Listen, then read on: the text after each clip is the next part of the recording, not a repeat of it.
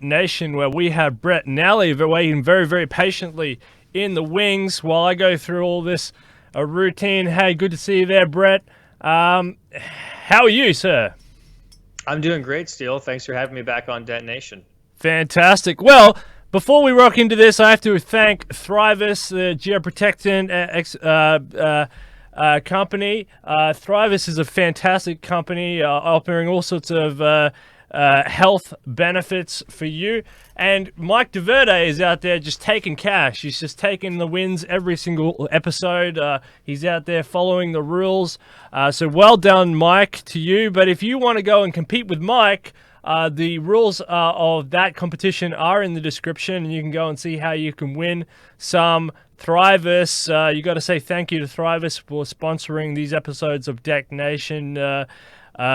This is episode of Detonation is sponsored by Thrivous, the human enhancement company. Thrivous is giving exponential gifts to Detonation fans. Each gift starts at $5. It increases exponentially to $160 based on the number of fans that share this episode of Detonation within 24 hours. Check out the rules at the bottom of the description of the episode on the Detonation YouTube channel. Again, Mike DeVerde just taking.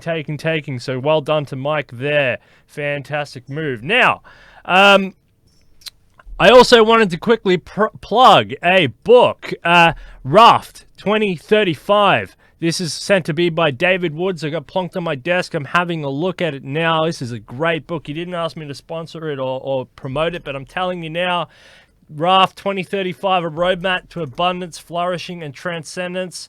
This is a fantastic book. There's so much information packed into here. You need to go to Amazon. You need to go and have a quick look at that. This is absolutely an amazing book. And as you know, in the countdown and the clock in the corner, that is the March 4th debate. The March 4th debate, which was announced by Gennady Stolyrov, chairman of the United States Transhumanist-Party. He came on a few episodes ago to talk about the open presidential debate in Chicago. Hosted by the Free and Equal Elections Foundation.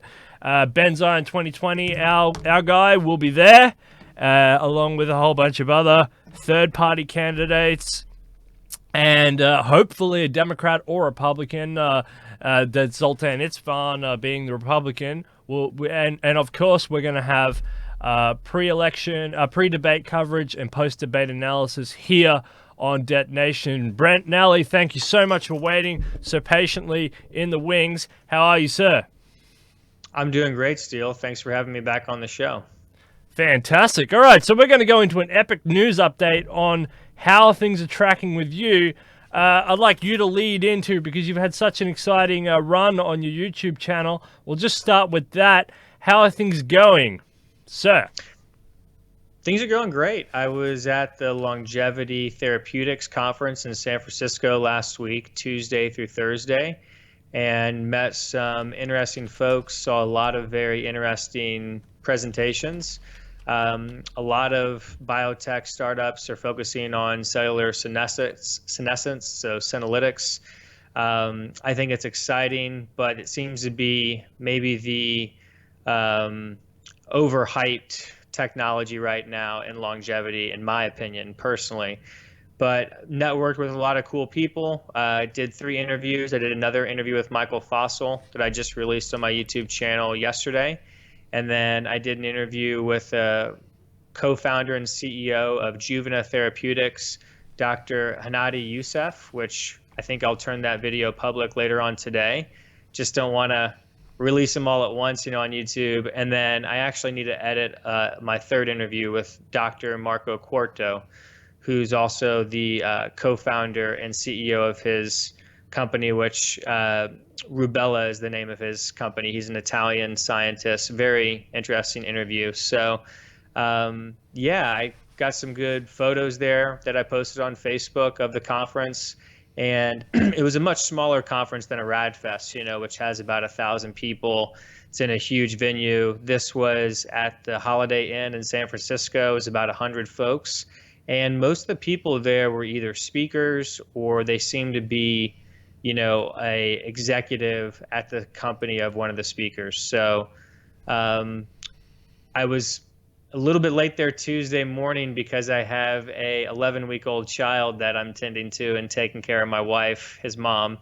And I was bummed that I missed Ned, or Dr. Nathaniel David, who is the founder and CEO and president of Unity Biotech, which is the company that Jeff Bezos, the Amazon founder and CEO, and wealthiest person on the planet currently, he donated about $100 million to Unity Biotech. I believe it was in 2018. So I really just wanted to find him and interview him, or at least introduce myself, because he hasn't replied to me on any other ways, like reaching out on LinkedIn. So, I was a little upset about that I missed him, because he spoke Tuesday morning at 8:30 to lead off the conference, and then he was out of there. Never saw him again. So that was a little frustrating. But all in all, there's about 30 longevity conferences per year. There's a great longevity conference Facebook group that folks can join if they want to learn more about what conferences are going on in longevity, if they're near where they live, how much they cost, all sorts of things. So I would recommend people type into the Facebook group search longevity conferences if they want to learn more about that. Wow, fantastic. Yeah, that's a really good update on what you've been up to. And of course, you've been talking to Roger Ver as well. Roger Ver is huge in the crypto space, and as an innovator and as a longevity advocate, actually, he's starting to move more and more in that direction. Bill Falloon down there as well. You've had a fantastic run. It's really good to hear that, and you're balancing that with your young child and your wife, and that's fantastic as well. It's being a really, really good inspiration to everybody. So really, really well done there, Brent Nally. We support you heavily over here on Debt Nation. We enjoy what you're up to, and keep doing it. So, are you what's your next plan? I mean, have you got anything on the horizon that you would encourage people to go to in the United States or around the world? Any new upcoming longevity conferences? You said there's 30 of them. We're only at the beginning of the year. Have you got anything on your calendar? Yeah, it's a great question. I'd actually have to check the schedule to kind of see which ones are nearby and which ones I might be able to attend.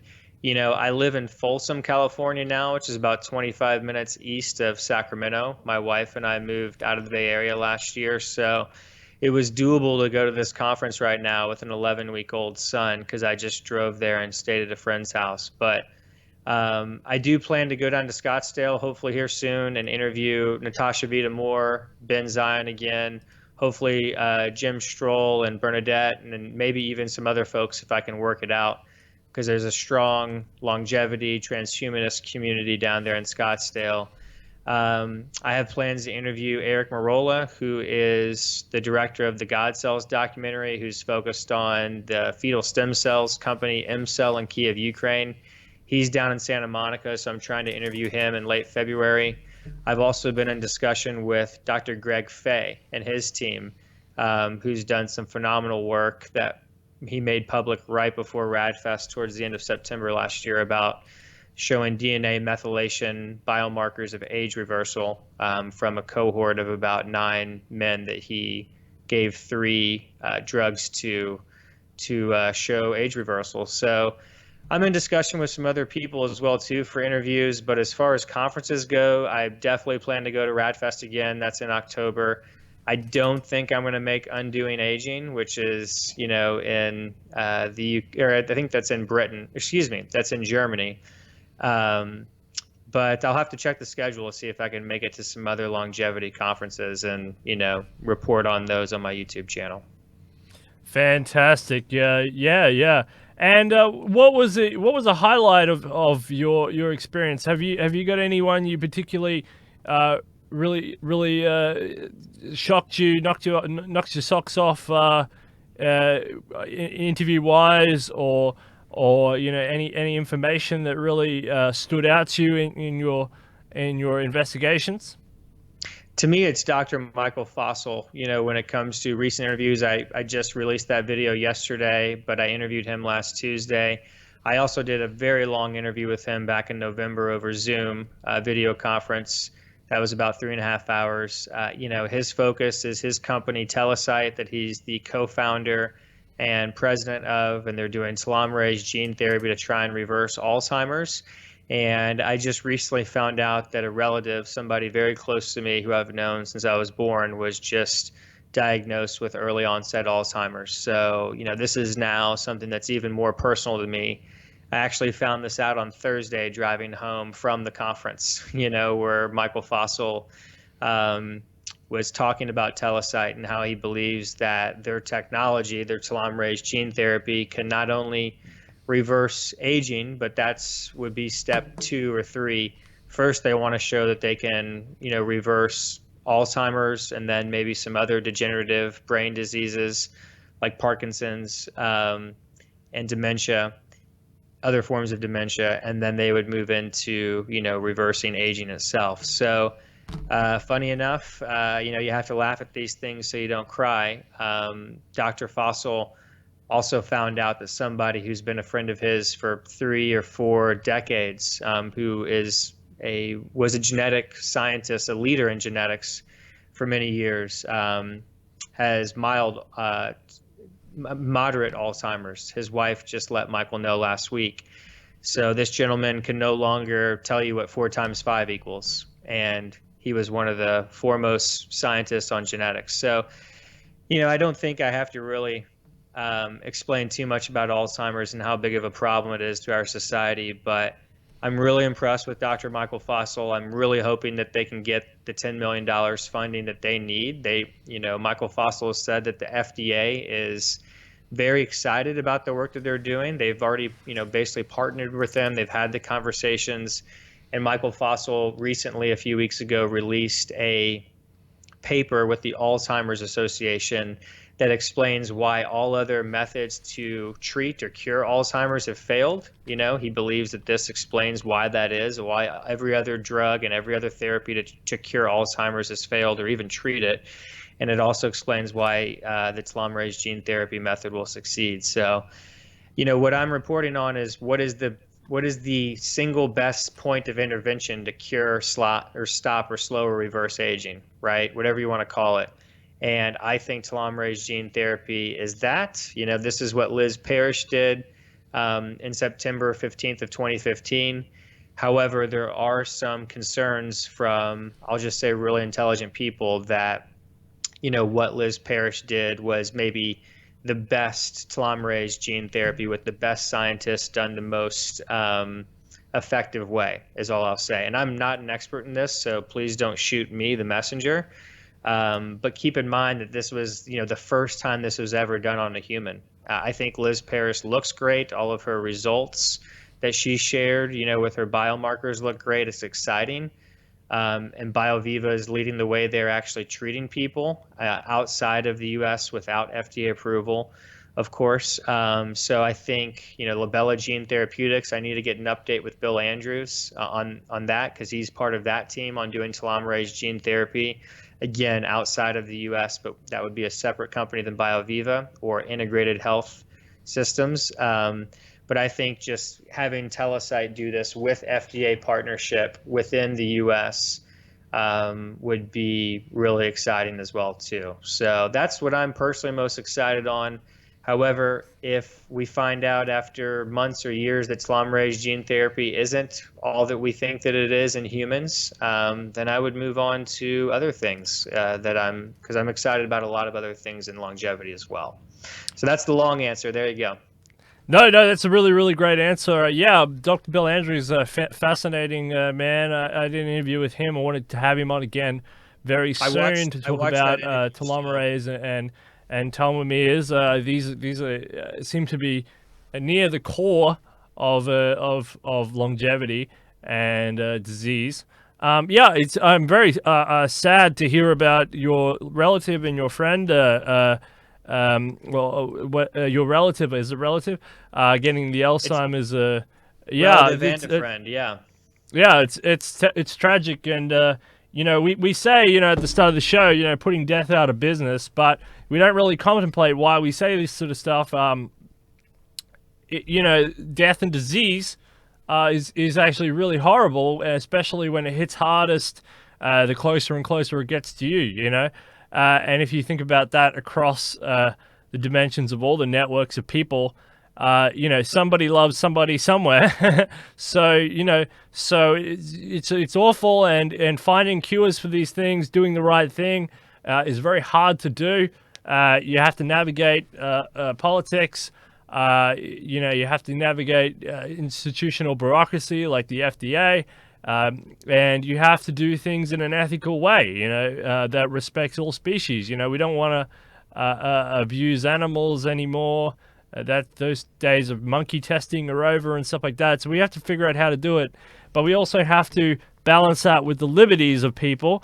And I think what Liz Parrish did is, you know, well within her rights. You know, as a grown adult, making a very conscious, educated decision, and it goes right through that whole notion of independence.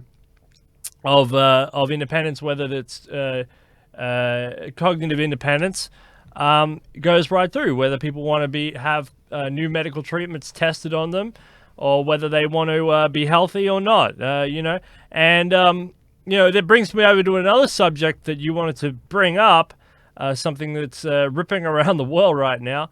That's the coronavirus, and the only reason I want to talk about the coronavirus is because, you know, the world's making a big fuss over the coronavirus. People are freaking out.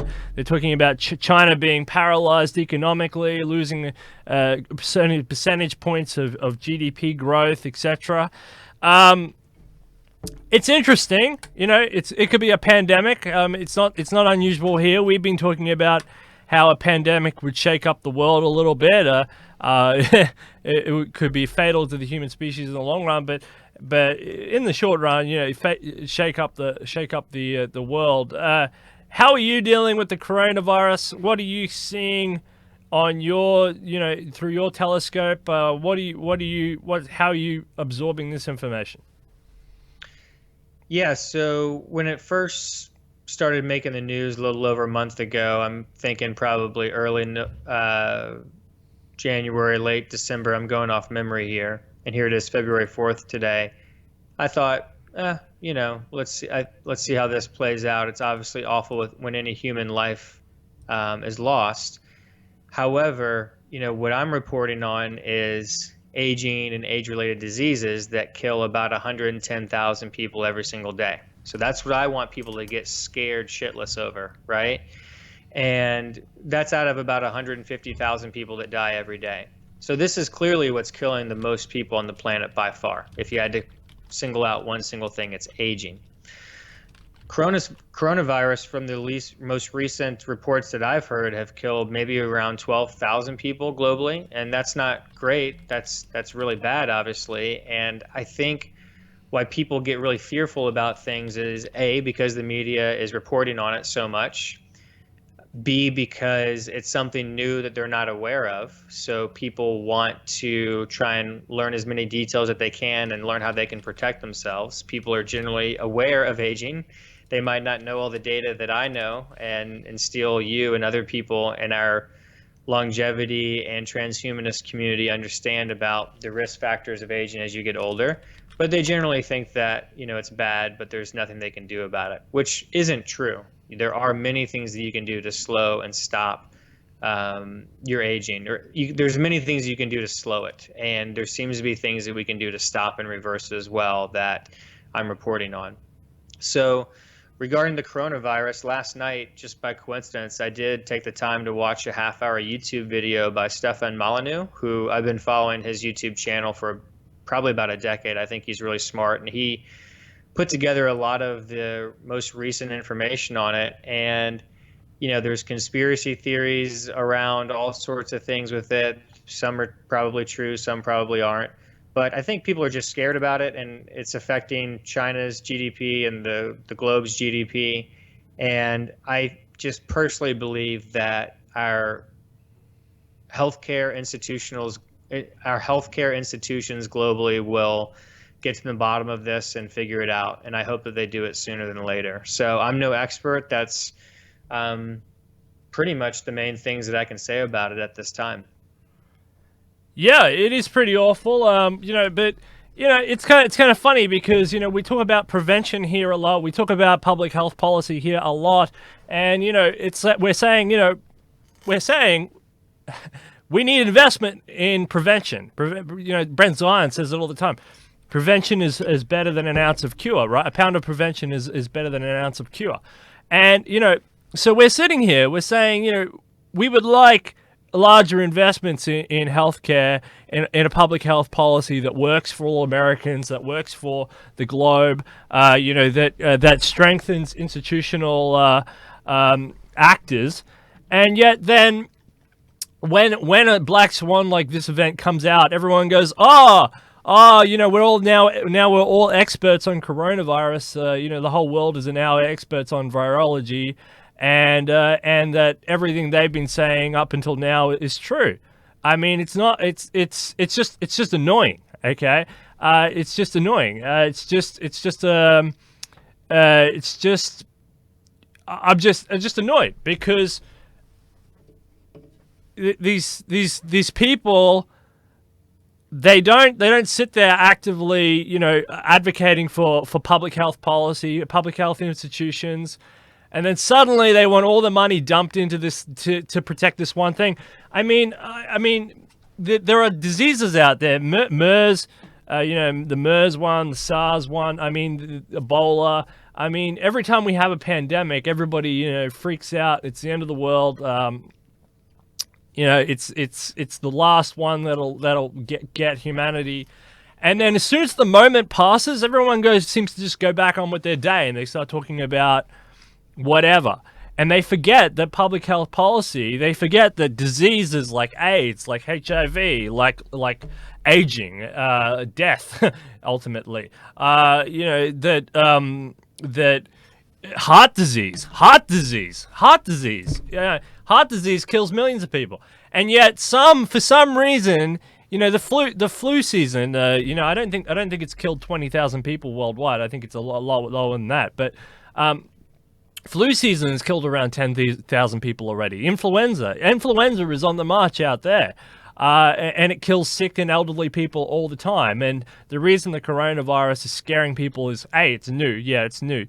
But it still has time to adapt and evolve and actually hit different grades of people, not just people with low immune systems. It could hit anybody if it morphs and changes a little bit, and that's what's got people freaked out. But the reason like Xi Jinping is freaked out is because if anything happens to in the markets, remember after the GFC.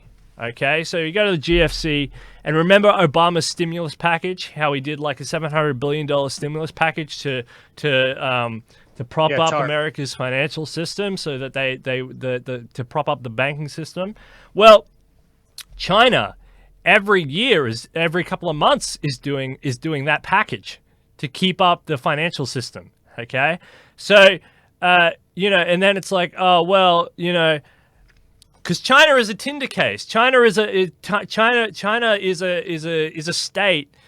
You've got elite. You've got your elite northern Beijingers. You've got your mid-tier industrialists, and you've got your disease belt ridden casino guys down there in Macau.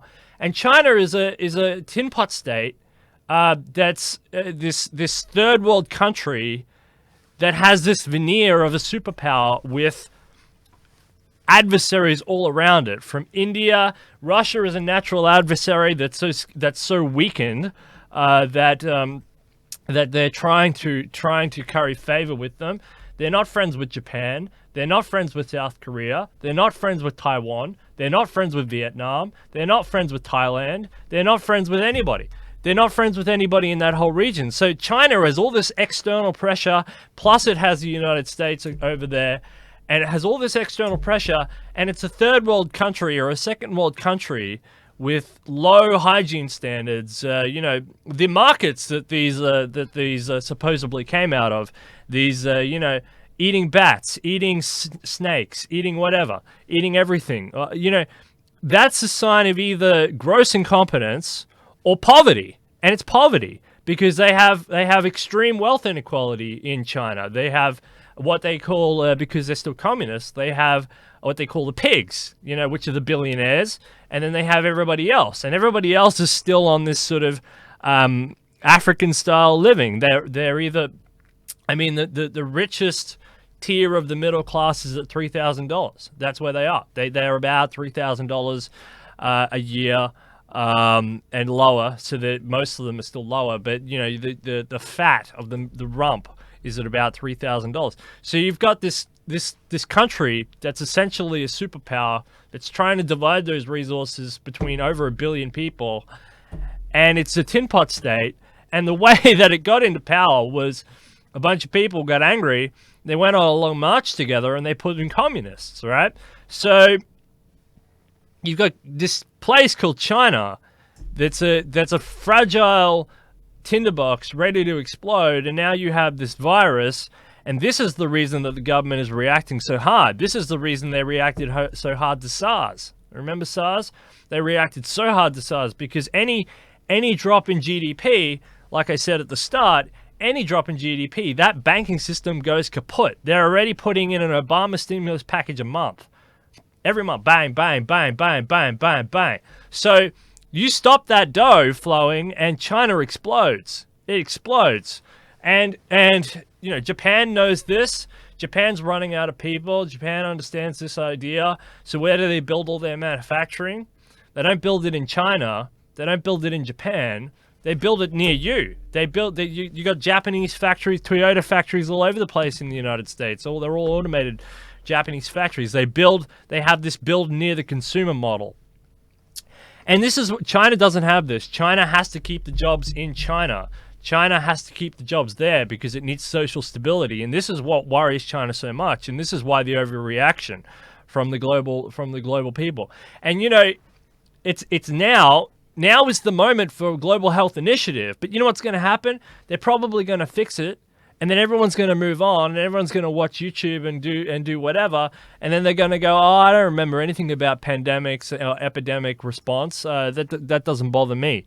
They did that with Ebola. They did that with MERS. They did that with SARS. They do it with aging. They do it with heart disease. They do it over and over and over again because people like imminent threat.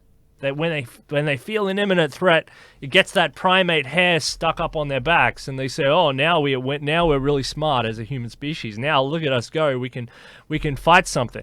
But it's always pointless, and this is why we go for Benzion in 2020 here on this show, because he's sticking to the facts. He's sticking to the fact that you need preventative policy. You need a policy and initiative that can respond to future problems, whatever those problems are. And this coronavirus is no big deal. It's no big surprise. It's the same old story that I've seen over and over and over. In America, you got bubonic plague running around down there in San Francisco, but people aren't freaking out over that. Again, the wealth inequality thing. So what do you say to that? What do you say to that? Do you think this coronavirus it's scary enough. It's scary enough that people should be concerned about public health policy. Now is the moment. Do you agree with that? Yeah, to a certain extent. I mean, I agree with pretty much most of what you said, Steele. I told you that I did watch like a 35-minute YouTube video by Stefan Molyneux last night, and I did learn a few things from that. So one of the things that I learned is that the virus is a RNA virus and not a DNA virus, so that allows it to mutate faster. So I think that is what is scaring some of the media and the people, and also, the scientists who actually work on, creating vaccines for this. So that's one thing that seems legitimate to me. But in general, am I personally scared about getting, or my friends or family getting the coronavirus right now? No, I'm not scared about that at all. You should be more scared about what Corona the beer can do to your health over time, because that has a higher, and it's funny, but I'm actually being dead serious, and I just kind of made that up right now, but drinking too much alcohol is what is killing way more people than this coronavirus right now globally. and the data is not even close. It's overwhelming. So, I'll just go back to what I said earlier. People, get upset about certain things when it's new. They want to learn information on how to protect them and their family. And you just do the common sense things that you do to avoid getting the common cold anyways, right? Wash your hands regularly with soap. Forget all this nonsense about the antibacterial stuff. I went to University of Kentucky in my sophomore year in my environmental sociology course. We did a long-term study across the semester where we compared people that washed their hands to people who used the bacteria, creams or gels. And washing your hands is by far the best way to avoid getting any type of cold or flu or any type of a virus. Much better. And because the antibacterial stuff kills so much of the good bacteria on your hands. That's what, a lot of lay people don't realize. There's good bacteria and bad bacteria. So I just went off on a little tangent there. But my point is just eat healthy, eat organic foods, get good sleep. That's what I'm doing every night. Exercise, think positively. Don't just think about what you put in your mouth and in your body. Think about what you're putting in your brain. Think about the information that you're putting in your brain. Stay positive. These are the things that you need to do to avoid getting, sick.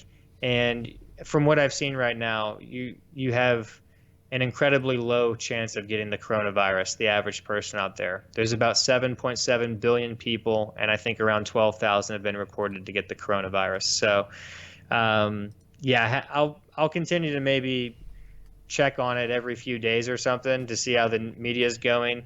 We can talk about this later if you want. Sorry, what were you saying? I was just going to say real quick, I do follow the markets. I invest in Tesla, which, we'll probably talk about in a certain point. And Tesla did have to shut down their Shanghai manufacturing plant temporarily because of the coronavirus. I mean, it is, I'm very aware that China's been shutting down entire cities, to prepare for this. I get it. It could disrupt global supply chains, which means everybody's exposed. But we've got solutions here. Go and watch CubeSpawn. I mean, go and watch CubeSpawn. 3D printing, molecular manufacturing.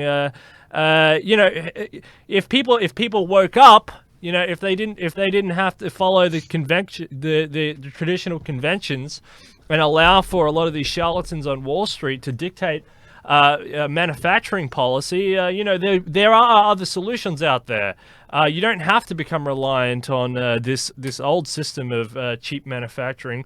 Go and watch James Jones. The guy's a freaking genius. The guy's a genius. I mean, the guy's on fire. So no, but it's like this terrorism thing. It's like it's kind of like, this is my point. It's like this idea that the RNA virus thing, that's the whole problem, right? The mutating part, I get that.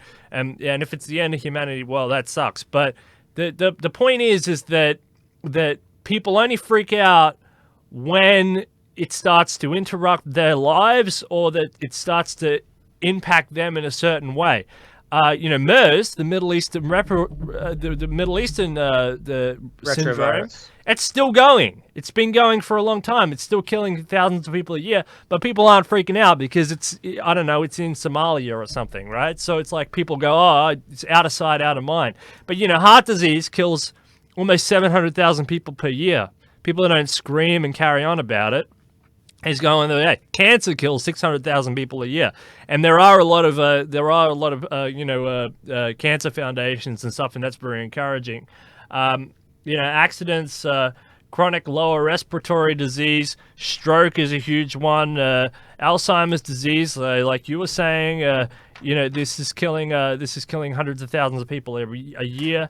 Diabetes is another one, and there's insulin shortages in some countries that people don't care about. Influenza and pneumonia already kill thousands of people. But it's kind of like this terrorism thing where it's there's a terrorist attack, 3 people die. It's wall-to-wall coverage. Everybody's got to get scared. The terrorists are under your bed. They're coming for you at night. Get your guns out and patrol your perimeter. But when there's actual diseases and problems on the table, people go, it's pretty it's pretty crazy, but if you think about it, even if 3,000 people died, like the World Trade Center approximately in 2001, 9/11, that's terrible. But I mean, we have basically 40 World Trade Centers every single day with aging and age-related diseases. 110,000 people die every day. And I think people just are not educated about this because the media and the government and the public aren't educating people about this. So it's coming down to people like me and you on YouTube to have to educate people about the scientific data of aging and the things that we know now scientifically you can do to slow and maybe even stop and reverse the aging process. That's what people should get excited about. But unfortunately, people don't have enough emotional intelligence. So they see something on TV like the coronavirus, it stimulates their amygdala, which is the center part of their brain, the reptilian, most evolutionary, oldest part of our brain. The amygdala sends a signal to your hypothalamus. The hypothalamus sends a signal to your pituitary gland.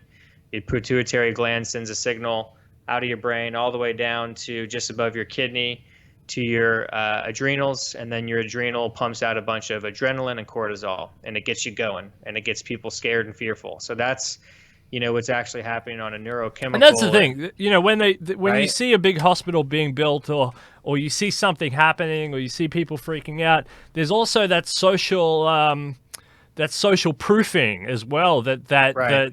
that takes place, and so people drum up fear, interfere, and it becomes a fear industrial complex. And some of it's warranted. Again, I don't want coronavirus here. I mean, nobody does. I mean, get rid of that thing. But the thing is, if you're the state and you start drawing down resources to just focus on one disease, when actually there's a whole bunch of diseases, so like there's a whole bunch of diseases still out there, people with those other diseases or prevention mechanisms to prevent those other diseases, including aging, by the way. Aging's the big one that we really got to worry about. If you start drawing those resources away to fix these sorts of problems, well, then then you really end up in a mess, don't you? Because then other people who have other diseases are now left out in the cold because of something else. And if you're always chasing the tail, if you're always trying to come up with vaccines or trying to come up with preventative measures to new diseases, then you'll always be in an infinite loop of chasing the tail. And this is what we're trying to talk about on this show, that you need actual preventative investment. You need big money from governments, from corporates. You can't have any more of these pharma guys who don't do R&D. I mean, this is a problem with markets as well. I mean, there's those pharma companies that buy up all the little pharma companies that actually have a drug, and then they don't do any R&D. Their stock price goes up, and no actual research gets done. This is antithetical to actually what pharma and what the medical industry should be about. The medical industry should be about continuous advancement to cure disease, continuous advancement to enhance human health, continuous advancement, and it's not set up like that. And I think this is a huge issue. And also, they're not looking at realistic diseases as well. Like, they will not class aging as a disease. Why won't they do that? I mean, why isn't there the panic on TV about aging? Why not? I don't see it. Yeah, I completely agree. I mean, I feel like maybe that was a rhetorical question, but I'll take it as a literal question. I really think that for all of human history, people, Ponce de Leon, some of our great people in history have searched for the fountain of youth and searched for the cure to aging. Nobody appears to have found it yet. So I think that humanity just generally believes that it's impossible to be cured. But one reason I love hanging around people like Dr. Michael Fossel, which he brought up in my interview with him in November and brought up again in my interview with him on Tuesday, is that that's actually a similar story for not only many things like the measles and smallpox that, in other words, the smartest scientists at the time thought that it was impossible to be cured until it wasn't. But it's also pretty similar with other things in history, like, humans will never fly, right? Until the Wright brothers, prove them wrong that we can fly. And so I named the video that I just released of Dr. Michael Fossel do the impossible. Because when I asked him at the end of the interview, what message do you want to leave the audience? He said, do the impossible. And that's what I really want people to take away, from Dr. Fossil and in general. Just my message today is life is short. It's fragile. Get out there and try and do something that most people think of impossible. But first, make sure that it actually is possible, right? So that's why I asked people the contrarian question that Peter Thiel asks and Elon Musk. So a lot of people just don't know how to figure that out. So you ask yourself this contrarian question, which is, tell me something that is a very important truth that most people disagree with you on. And if you can answer that question, then you can potentially change the world in a very positive way, and you can make a lot of money as well if you find a way to capture value with your solution. So, that was just kind of a rant there, but I try and stay positive and focus on the positives here. And then, hey, if we know that governments like China react this way by shutting down cities for, an outbreak like coronavirus, then let's try and get people freaking out about aging. Let's try and get people freaking out about the things that's actually killing them. And then we can see if we can get public support and investment to actually cure those diseases. A lot of people ask me all the time, when do you think aging will be cured? And it's the wrong question. The question is, how much time or how much money and energy do we need to put into, the right people to cure aging? And I think we might only need $10 million to put into Telesite, for them to do what they need to do to either show that their telomerase gene therapy works or not, to start off, by slowing, stopping, or reversing Alzheimer's. That's the best point of intervention that I see right now to have the biggest impact on saving lives right now. Forget about, the coronavirus for now. Yeah, totally agree. It's just another one of these. It's just another one of these virus epidemics. I mean, they happen throughout history, and they can wipe out a lot of people. But there's bigger issues and bigger problems that we have to face, and aging is definitely one of those because it impacts anyone. It's non-discriminatory. At the moment, coronavirus seems a little bit discriminatory in who it's picking off. It's very interesting. Still, let's switch it up before I forget. I want to hear from you. You're an Australian. I haven't been keeping up with the fires. What's that been like there for you, your family, your loved ones? And tell it to me like I know nothing. Start from the beginning because I want to hear it from you. Well, okay. We can update you on the fires. The fires are very interesting. They've burnt out the size of England. So the size of England's been wiped off the map. It's probably over 1 billion animals that have been wiped off the map as well. That's bad for CO2 in the air because you get these feedback loops with the environment where you have more CO2 in the air, which means there's more warming, which means there's more melting, which means there's more rays going in the air, and the greenhouse effect speeds itself up. So this was not a really good day for the environment at all. But you got to remember that Australia is a huge country. It's the size of the United States, just slightly smaller. So we've got, so you burnt out the size of England, but there's a lot more of the country left, and all of our pristine parts are pretty much intact. But that's a lot of the sanctuaries, the environmental sanctuaries, where a lot of the rare birds and mammals and stuff those guys are under threat in the long run anyway because of extreme warming. But they haven't been wiped out completely yet. So we had a lot of smoke here, just a lot of smoke, as you can imagine, a lot of dust particles. That have been dangerous. They're dropping all over the world, so that sucks for everybody. Non-discriminatory. So fires, really bad. Huge, really bad. That's not good. Coronavirus, we've had lots of cases of coronavirus here in Australia. It's seeping into the country slowly. We have a huge Chinese population in Australia. Not that you don't in America either, but we have a smaller population, so and smaller impact area. So in America it could be spread around these mega cities or whatever. In Australia we have 3 or 4 big cities, and if it gets into any of them, that's the whole country. So that's an issue. But yeah, otherwise everything is a-okay. Again, huge country. So are the fires, are they slowing down and being more contained? Is this something that you see being an ongoing problem? Ongoing problem. There's still a lot of fires burning as we speak.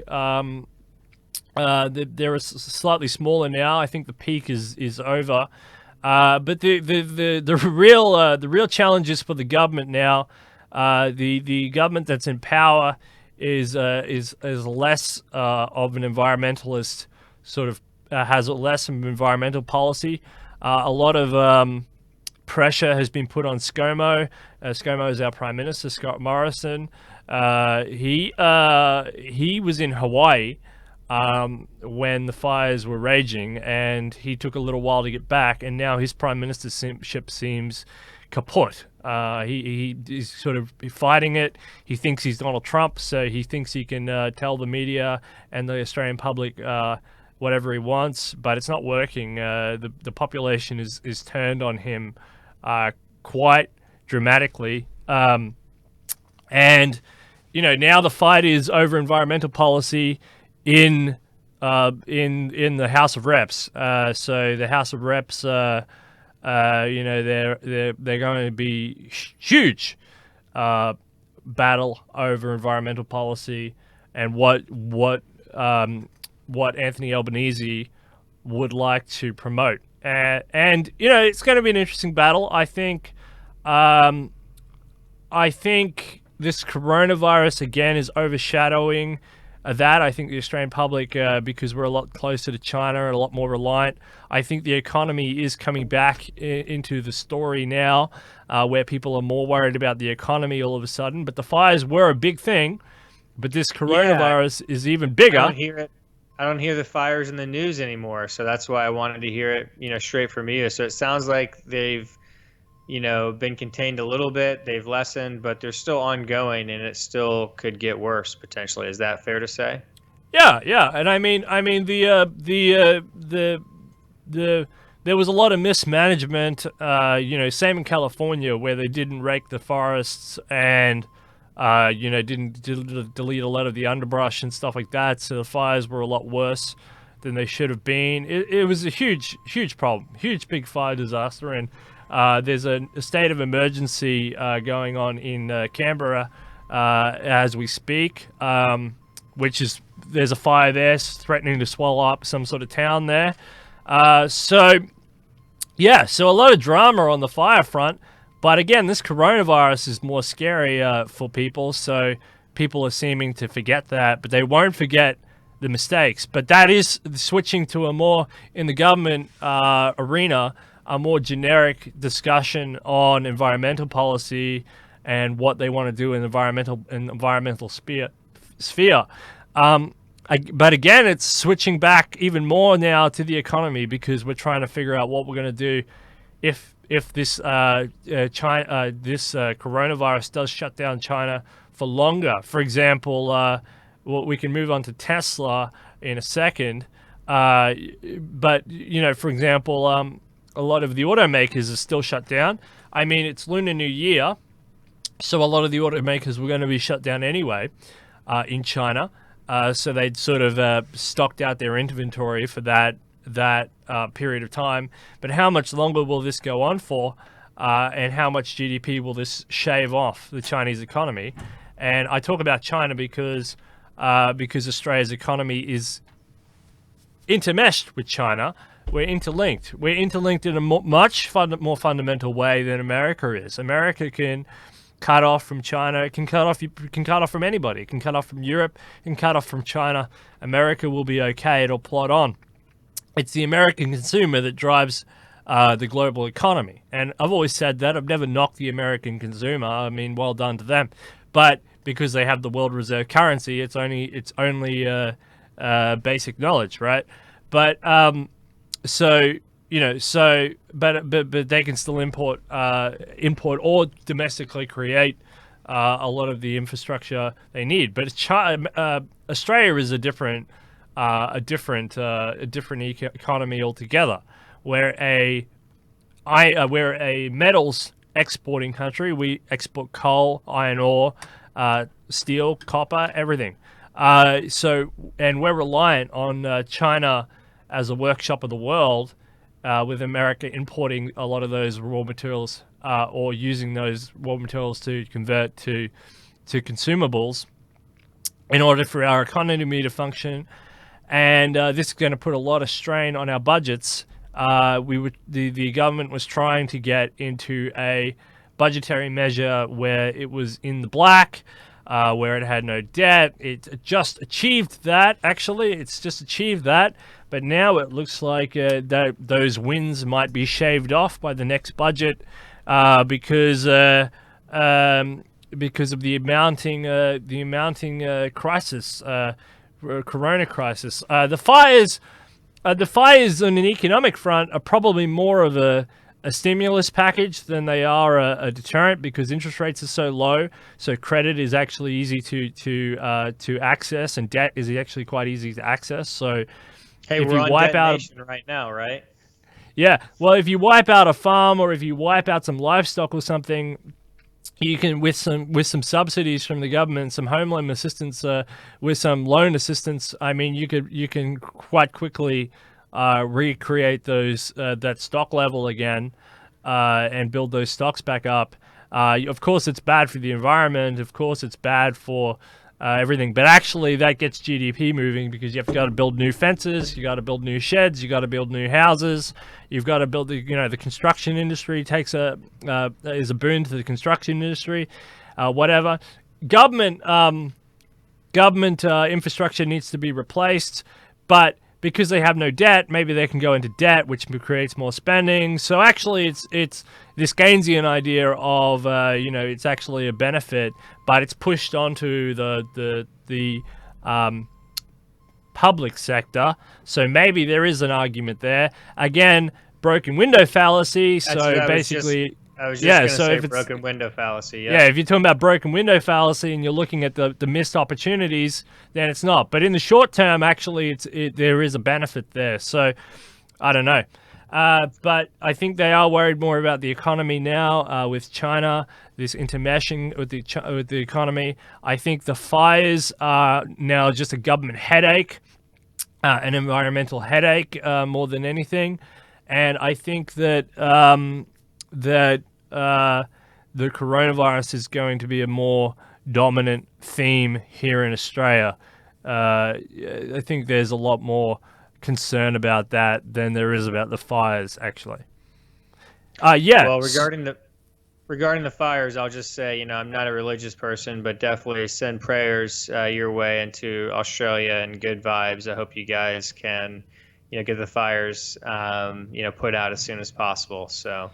Yeah, and thanks to America for sending us 50 firefighters. That was a great help, apparently. If you go and look at videos, they were clapped all the way through the airports as they arrived. So, no, thanks America for some firefighters in that assistance. But yes, no, we'll accept all the prayers. I think it's, a billion dead animals is not a good toll. It's not a really happy experience. What people have to understand is most of the pristine areas are left untouched. So a lot of the areas that are tourism factor areas are very left untouched. And again, it's a really, really big country, it's the size of the United States. So even with the size of England being knocked out of it, it's not dramatic. I mean, it's dramatic, but it's could be worse. Could be a lot worse. It could be much worse. So. Are people generally wearing masks when they're just walking around, main city? No. The masks thing was at the very peak. You saw a few people with masks, very few. Was that then the masks changed their meaning. So it went from people wearing masks because of the smoke. Now it's people wearing masks because of the virus. So Yeah, so they kind of there was masks and then masks, but they had two different meanings behind the masks. Yeah. Oh boy. Yeah, Oh, tough. yeah. All No, right. it's Well, it's anything it's else on Australian fires or coronavirus or anything? beg your pardon? I said anything else on the Australian fires or coronavirus, or have we covered the major topics? No, that's good. I mean, there's it's a bit of a headache for the government. The government will have to figure out, or the Liberal Party mainly will have to figure out what type of environmental policy they will want to have, and this is going to be very, very, very hard for the Liberals because the Liberals are one on the back of a climate denial, basically, and now the people hate them. Now they're hated. We'll have to see what they do, and they're sticking to the line because their backers, which is big coal and big iron ore and the big miners, are telling them to stick to the message.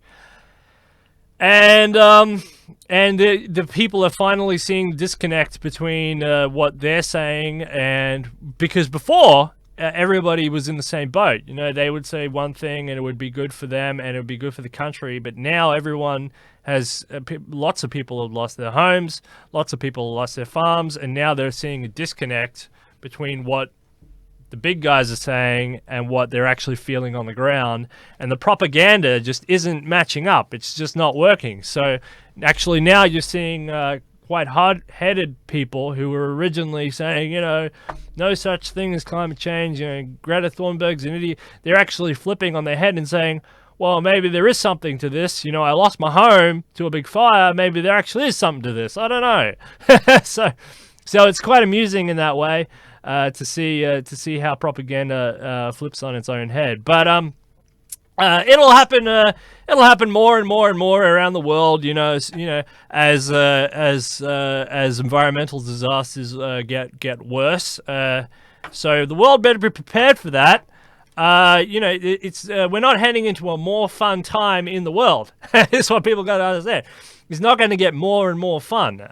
Those fun years of abusing the world's ecosystems, abusing the world, they're in the past now. That was a half-decade experience between 1940 and 2000, and now we've accumulated all that debt, that environmental debt, and now we got to pay for that debt, and what the answer is, what people don't really understand, it's not standing on the street holding signs saying the end is nigh, rumors of wars and global catastrophe and pandemic. It's not doing that.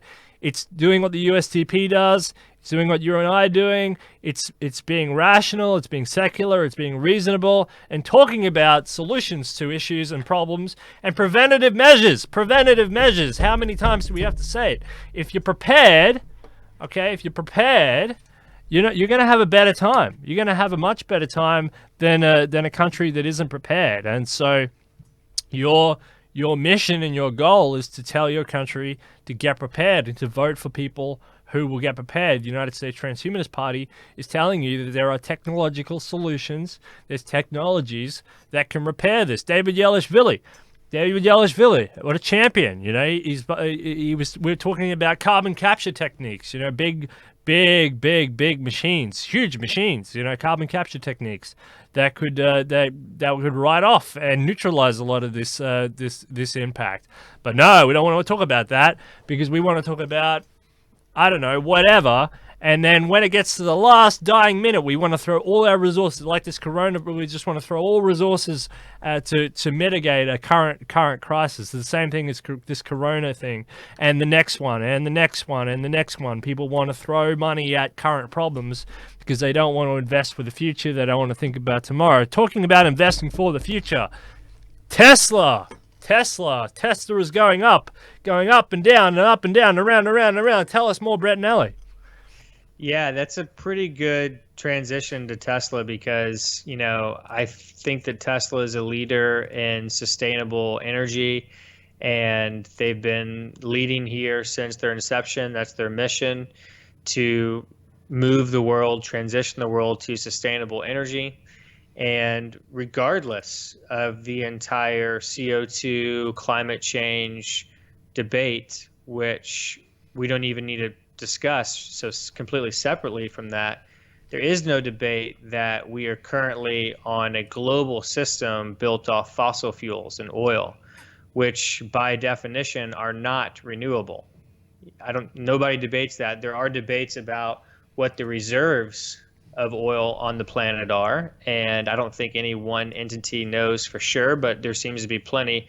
But it's going to run out at some point, whether that's 10 years, 100 years, 1,000 years, 10,000 years, a million years, whenever it is, it's going to run out. So we need to move to a type 1 civilization. Right now we're type 0. So we need sustainable energy.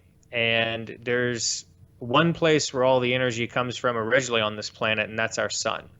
So why not build the technologies that we can have for a global sustainable energy? And Tesla is by far leading, and their market cap has gone up dramatically recently within the last few months, and even just the past couple weeks, it's basically doubled. And so I've been a Tesla investor for years, on and off. I sold some of my Tesla in 2017 early on to invest more in Bitcoin and ride up that wave, which was exciting. But I bought back in late 2018, and it's been a little discouraging through the first half of 2019 owning Tesla stock, because it went down even lower, down to $178 a share. And I was questioning my sanity a little bit, but I actually just went and bought more back then. I waited, I bought more at $220 a share. Once I saw that it was going to survive and it popped back up. And Tesla today hit $969 a share. It's been unbelievable how much it's gone up. If you look at the charts, depends on when you're watching this video. If you're not watching live and you're watching in the future, and this video is in the past, who knows where Tesla's stock price will be. But it's really exciting to me because I've been following the news in many different ways about Tesla, and it seems to be that there are some short covers happening that's driving the price up. However, can you still hear me still? Yep, I'm just putting the price on the screen. There you go. Awesome. Okay, my video froze for a while, so just want to make sure. But what the intel that I've been getting is that these are institutional investors that have been buying here recently within the last week or two, which is really exciting. And you also see big oil companies like ExxonMobil and some other oil companies going down in their stock prices recently within the past week or two as Tesla's been going up. And, we don't want to get ahead of ourselves because this is happening really fast, in the days and weeks and month here. But this could be the very beginning of a transition of the investor class globally moving to sustainable energy. And again, I don't want to get ahead of myself, but this is really exciting because, money makes the world go round. As much as, a lot of us don't like to admit it, money is the number one thing that matters the most in, changing the world here. And I hope that this trend continues and we get more investment in Tesla, and that other auto companies who have had literally a decade and a half since Tesla has been founded, more than a decade and a half since Tesla was founded in 2004, as we sit here in 2020, to catch up to them. What we're finding is that they're not. Their whole automotive industry, all their factories, all their investments, billions of dollars of investments at Toyota, at Volkswagen, at GM, Ford, on and on. It's all invested in ICE, internal combustible engine technologies, right? So they have to build brand new electric car compatible factories is really the story here. All these other companies, and Tesla's already built that because they started from electric. So they're playing catch up, and that's why Tesla stock has skyrocketed, while the other automotive global major market cap companies have not. So There's lots of storylines here going on. Obviously, Tesla set up the Shanghai factory within about 10 months and got it going and producing cars from the beginning of 2019 to the end of 2019, which is unprecedented to get a manufacturing car facility up that fast. But I'll just say it's really exciting. I'm not a really big fan in China's economy when it comes to the Communist Chinese Party and some of the decisions that they make, banning Winnie the Pooh, making their leader now basically a dictator, with him being the president for life, which happened a couple of years ago. That's not a democracy. So to call it the People's Republic, to call it a democracy to me is a joke. But if you set that stuff aside, I'm really encouraged to see China partnering with Tesla and helping them, move to sustainable energy. So there's other things I can share, but what are your thoughts on that, Steele? Yeah, it's good to see Tesla finally making a move, and I think this is a broader trend with electronic car companies. I think their time has come to shine in the sun. I think it's part of this wider environmental movement that people are adopting. In the 1990s, you saw, I remember the emergency with the electronic car, and it sort of disappeared and it waned. It is because oil, big oil, there was probably some conspiracies behind there, but also oil was a bit cheap too. And I'm not sure how this latest drop in demand of oil will impact Tesla's long run price in the short term, because the oil price is falling massively. I mean, there's less demand for it on the global market, and now as GDP on China starts to be curtailed because of this coronavirus, so you will see petrol prices going down, or gas prices as you call them in the United States. Not the United States has to worry much about the international market of oil anymore. But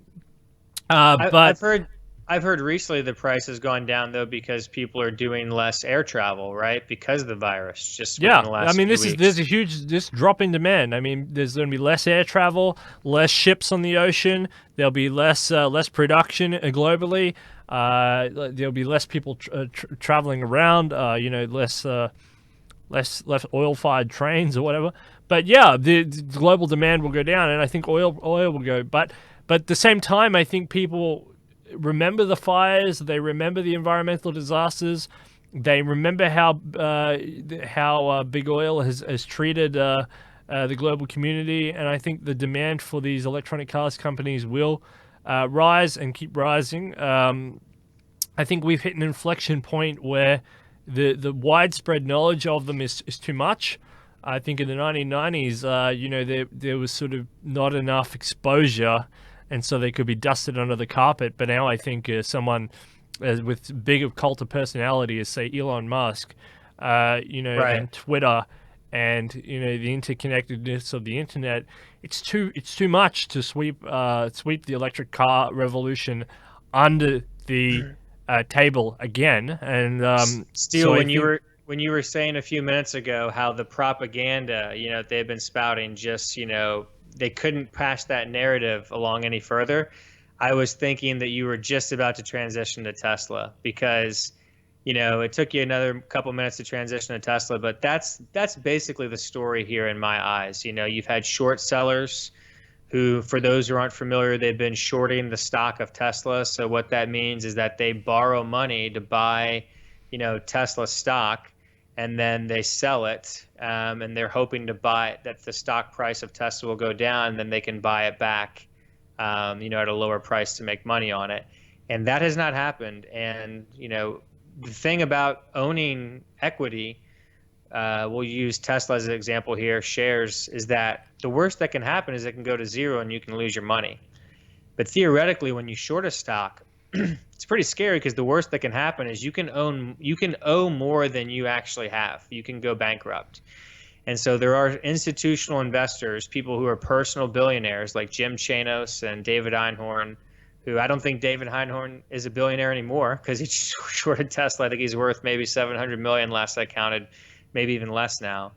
But yeah, there's the short sellers driving the price up, but there's also, it feels like this many years of propaganda built up by the mainstream media, paid for by big oil or petrol, paid by the big automotive companies who wanted to, spread propaganda, negative news about Tesla, and then short sellers creating stories that weren't necessarily true or embellished to drive the price down. It seems like we've really rocketed past that. So the message is for humanity, if you're not an investor, you don't care about Tesla or technology or cars or whatever, the story here is that this is really good for humanity, for moving us towards sustainable energy where we're not constantly polluting the earth with a lot of pollution. We've hit an inflection point where it's not the 1950s anymore. We're in 1951, post 1950s era. We finally moved out. I think this is the story. The 1950s era is not here, and this is the thing, because the core constituencies of the world, that's Bretton Woods, that's the petrodollar cycle, that's cars.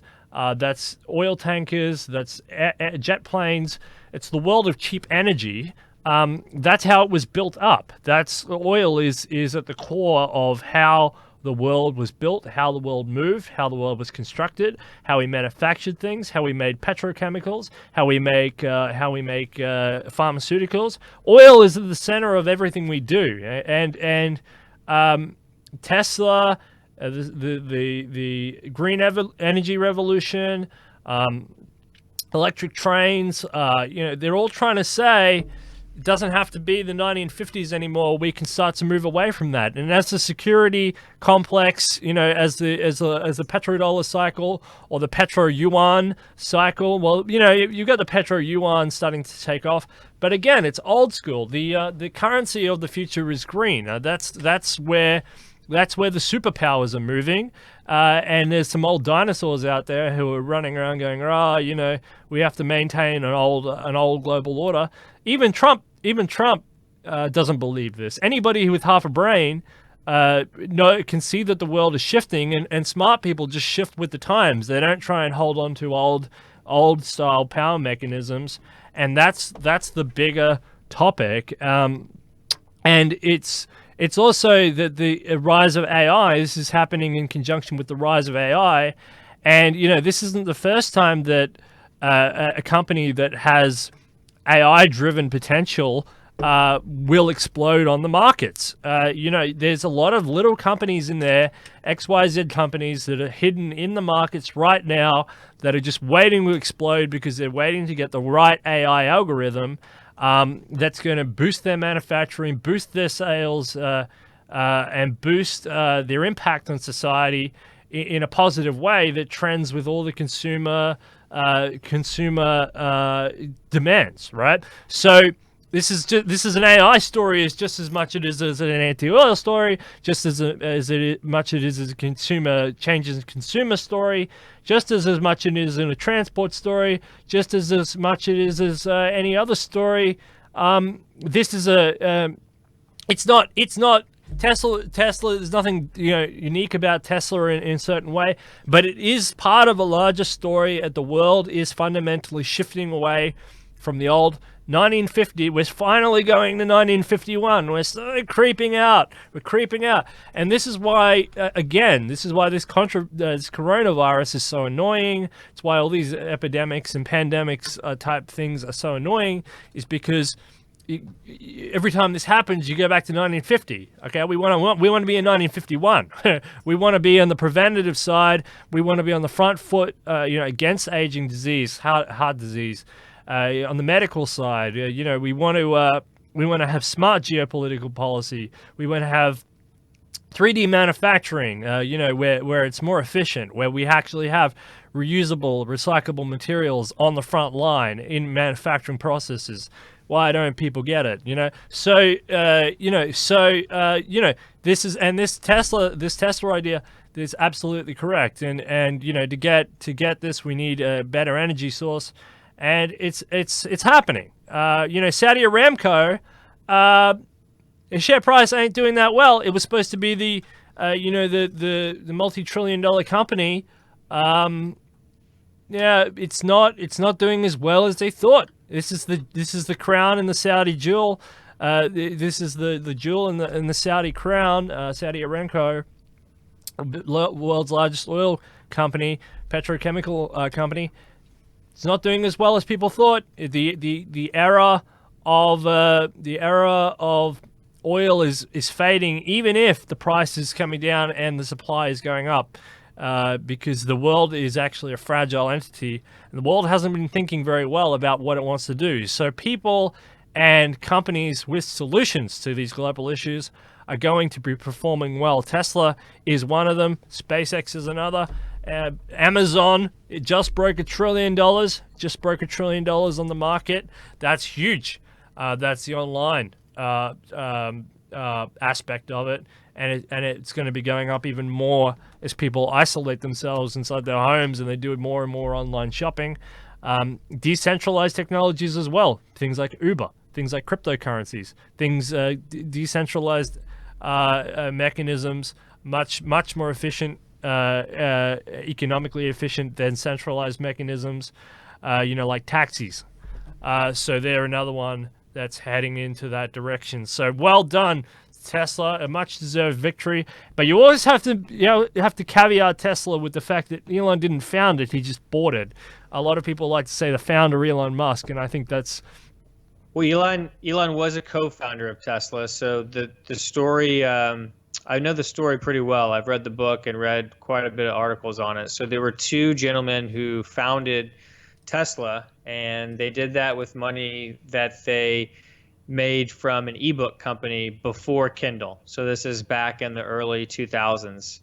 And they did not have enough money to create an electric car company. They thought about ways to do this.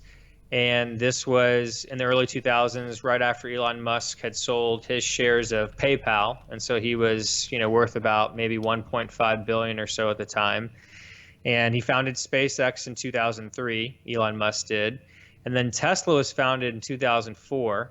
And they needed money. They needed a lot of investment to do what they needed to do, those two co-founders.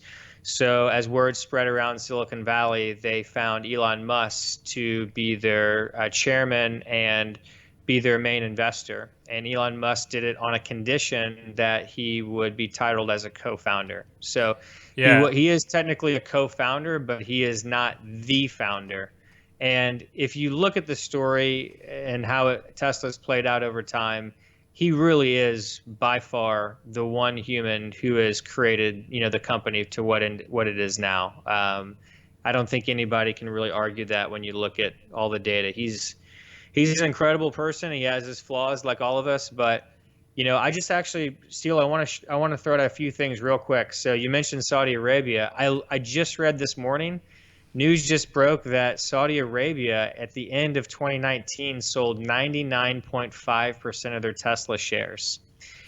They've been a long-term investor of Tesla, right? But they missed out on this huge run-up of like 100% since January 2nd of Tesla shares going up. So I love that. If you're a little guy, Tesla is a story of not just not just the big investors, but retail investors, people like me, decentralized, people who are watching YouTube videos about Tesla, reading books and articles and figuring this out, putting the pieces of the puzzle together, whereas the big institutional investors can't do that. So I love that Saudi Arabia missed out on that. Not that it's Saudi Arabia, but just because they're a big investor in Tesla and they jump ship before it went up. So one for the little guy.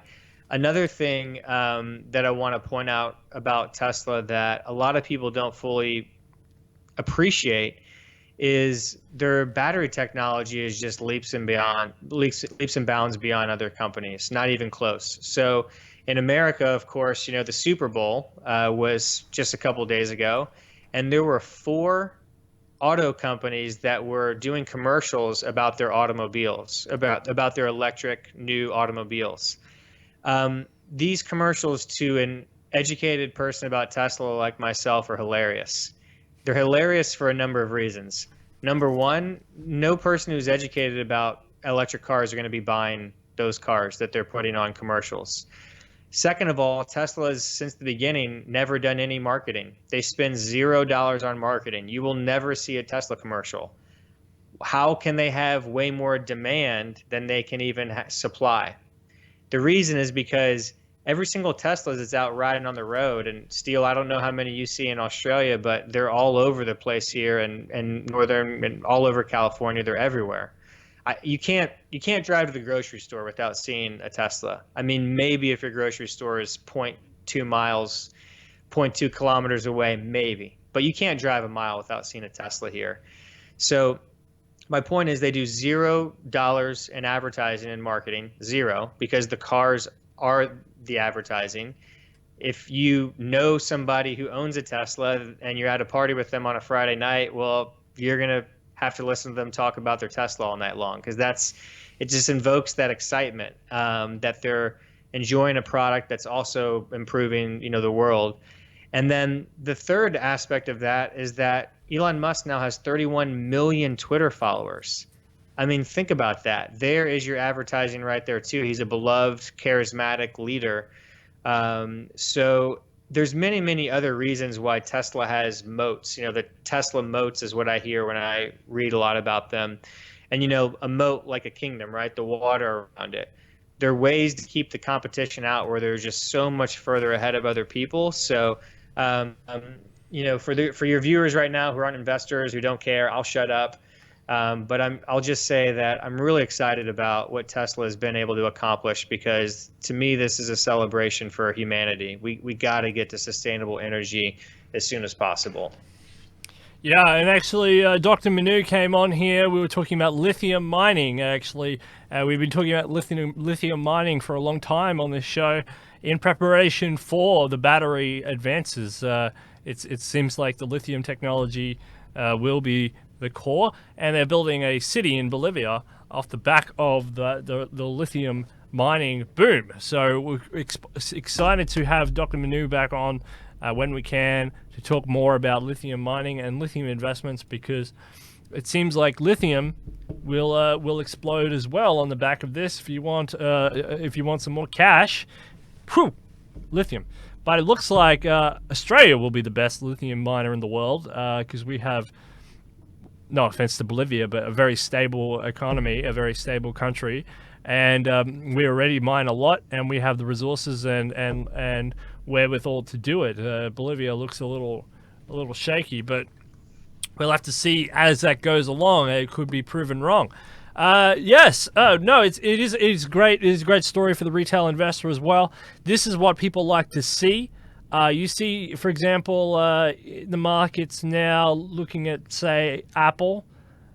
It's all share buybacks.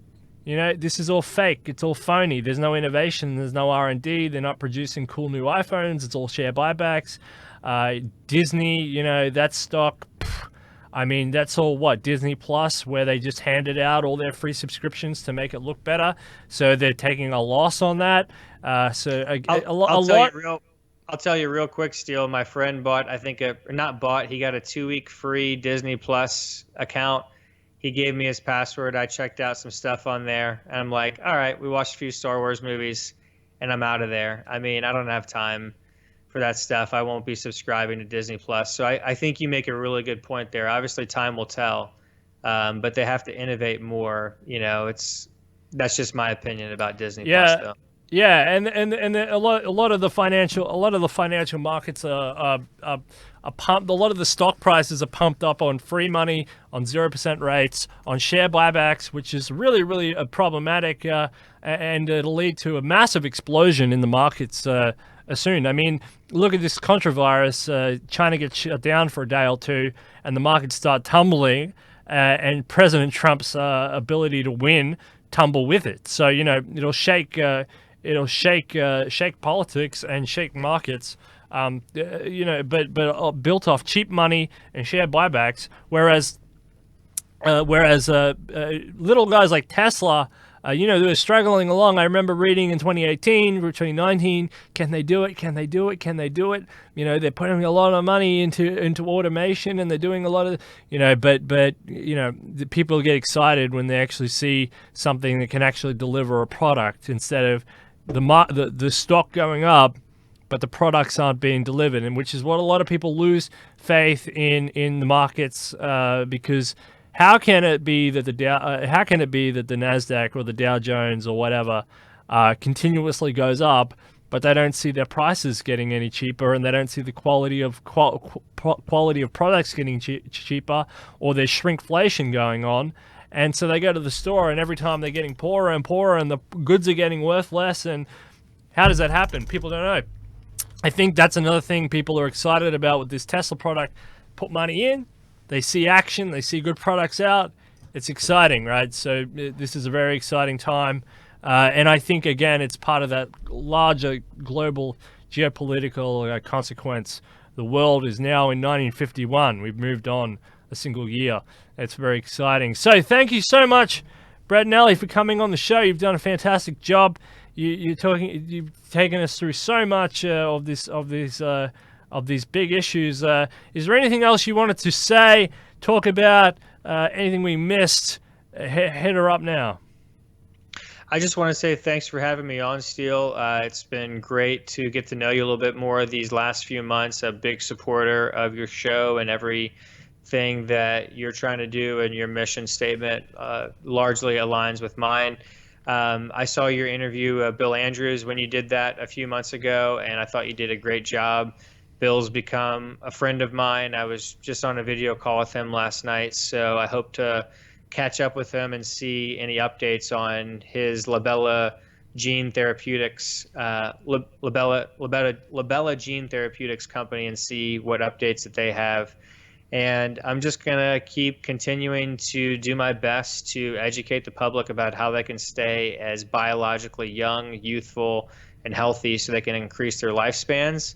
But a big message I want to give to the longevity and transhumanist community is that it doesn't mean that, we're not going to die or that we're going to end death. Kobe Bryant was a beloved person, and he died in a helicopter crash in a tragic accident. So, about 150,000 people die every day, and about 110,000 of those are from aging and age-related diseases. I'm working on that the most, but there's still 40,000 people that die every day from all sorts of other things. And automobile accidents and other transportation are one of those things. That's why I am a big believer and investor in Tesla. They are working on, you mentioned AI, they're working on the best AI chips to solve this problem of AI driverless cars, so that will save lives as well too. But my general statement is, what Michael Fossil said: do the impossible, stay positive, make sure that you are actually doing something that people think is impossible, but is not impossible. That's what I mean by do the impossible. And focus on the big ideas. Don't get caught up in the little stuff. Don't get caught up in the news cycles of the coronavirus. I know we talked a lot about it today, but I think more than anything, we were critiquing it, right, Steele? So, my message is stay positive, figure out what your skills are and how you can add value, or if you don't have skills that you think are valuable, then learn how to start gaining them so that you can, improve your life and improve the life of humanity. So that's my general message, and I really appreciate you having me back on, Steele. Yeah, we thank you so much for coming on and giving us a great update. There's so much happening in the world, and congratulations on your Tesla win there. It sounds really, really exciting. It's always good to hear that, and keep up with the cryptos as well. That's a whole nother fascinating market over We didn't there. even talk crypto. We got through all this and we hardly even talk crypto. Yeah, I'm a still big believer in Bitcoin Cash. And I still love Roger Ver. I was just messaging with him yesterday. Real briefly, he told me that he is, still investing quite a bit in a stem cell company and learning quite a bit. So maybe I'll have him back on my channel and we can talk crypto, because when I had him on last month, he pretty much just talked about, we just talked about longevity, and I was interviewing him about the longevity science. But I'm still a big believer in Bitcoin Cash, and we have the Bitcoin Cash, and Bitcoin SV, halvening of the block reward coming up probably around May. So the prices have gone up, in the past couple months in crypto, and I hope that they keep moving up. Obviously, I don't have a crystal ball, but remember, like any other form of investing, think long term, think years out. And I haven't seen anything in my analysis of Bitcoin Cash that tells me that, 2 years, 5 years from now, it won't be higher than it is. So just real quick on crypto there. Yeah, absolutely. So I got to quickly promote Thrivous. Thrivous is a human enhancing company. At Thrivous, their mission is to help you access technology with the greatest potential to improve your health. And so that's nootropics and geoprotectors. You'd be very good to go and get some. But if you want some free Thrivous, you know what to do. Description, follow those the rules in the description. You can get some free Thrivous. You can do it too, Brent Nally. You can do it as well, sir. And well done to Mike DeVerde, who's been just scooping up all that free cash. He's been doing very, very well on winning that free cash. So what a fantastic idea. And thank you very much, everybody. Also, I've got to do a shout out to our Patreon sponsors. That's Gennady Stoliov II. That's Chairman Gennady of the United States Transhumanist-Party. Thank you very much, sir. You're always doing a great job over there at the USTP. David Shoemaker, fantastic gentleman. And also Mike DeVerde, the biggest fan we ever had on the show. So thank you all. Don't forget the March debate. That's 27 days, 12 hours, 58 minutes. We'll keep you updated with that. We've got a show coming up right after this. I think it's Mr. Carrots coming back on to talk about stuff. And we'll so stay around for that. Thank you very much, everybody. But thank you, most of all, Brent Nally, for coming on. You keep us updated with everything that's going on. You keep working hard, sir. And thank you so much. You've done a fantastic job. Thanks for having me, Still. We'll talk again soon. Talk again soon. Thank you very much, Brent Nally. That's it, Detonation. All more coming to you all this way, all this week. Putting death out of business.